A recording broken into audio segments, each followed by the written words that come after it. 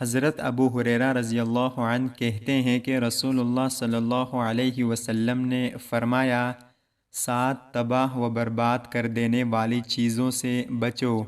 عرض کیا گیا، اللہ کے رسول وہ کیا ہیں؟ آپ صلی اللہ علیہ وسلم نے فرمایا، اللہ کے ساتھ شرک کرنا، جادو کرنا، ناحق کسی کو جان سے مارنا، سود کھانا، یتیم کا مال کھانا، اور لڑائی کے دن پیٹ پھیر کر بھاگنا، اور پاک باز اور عفت والی بھولی بھالی مومنہ عورتوں پر تہمت لگانا۔ حضرت انس بن مالک رضی اللہ عنہ نے بیان فرمایا کہ نبی صلی اللہ علیہ وسلم نے فرمایا، جس شخص میں یہ 3 چیزیں پائیں جائیں وہ ایمان کی مٹھاس محسوس کرتا ہے۔ نمبر 1، جو شخص کسی آدمی سے محبت کرتا ہے، کسی مفاد کے لیے نہیں بلکہ صرف اللہ تعالیٰ کی رضا کے لیے۔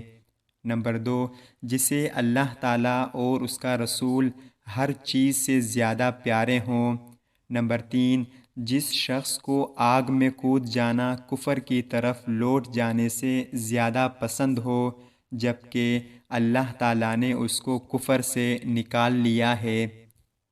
رسول اللہ صلی اللہ علیہ وسلم نے فرمایا، جو شخص دوسروں کو نیک عمل کی دعوت دیتا ہے تو اس کی دعوت سے جتنے لوگ ان نیک باتوں پر عمل کرتے ہیں ان سب کے برابر اس دعوت دینے والے کو بھی ثواب ملتا ہے، اور عمل کرنے والوں کے ثواب میں سے کوئی کمی نہیں کی جاتی۔ اور جو کسی گمراہی و ضلالت کی طرف بلاتا ہے تو جتنے لوگ اس کے بلانے سے اس پر عمل کرتے ہیں ان سب کے برابر اس کو گناہ ہوتا ہے، اور ان کے گناہوں میں بھی کوئی کمی نہیں ہوتی۔ حضرت ابو سعید خدری رضی اللہ عنہ سے روایت ہے کہ رسول اللہ صلی اللہ علیہ وسلم سے پوچھا گیا، قیامت کے دن اللہ کے نزدیک درجے کے لحاظ سے کون سے بندے سب سے افضل اور سب سے اونچے مرتبے والے ہوں گے؟ آپ صلی اللہ علیہ وسلم نے فرمایا، کثرت سے اللہ کا ذکر کرنے والے مرد اور کثرت سے اللہ کا ذکر کرنے والی عورتیں۔ میں نے کہا، اللہ کے رسول، اللہ کی راہ میں لڑائی لڑنے والے غازی سے بھی بڑھ کر؟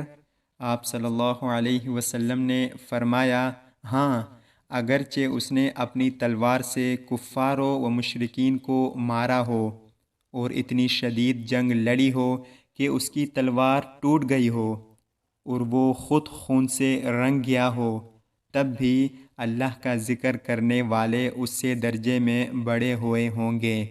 اللہ تعالی ہم سب کو ان پیاری احادیث پر عمل کرنے کی توفیق عطا فرمائے، آمین یا رب العالمین۔ السلام علیکم ورحمۃ اللہ وبرکاتہ۔ آپ سب دیکھنے والوں کا بہت شکریہ۔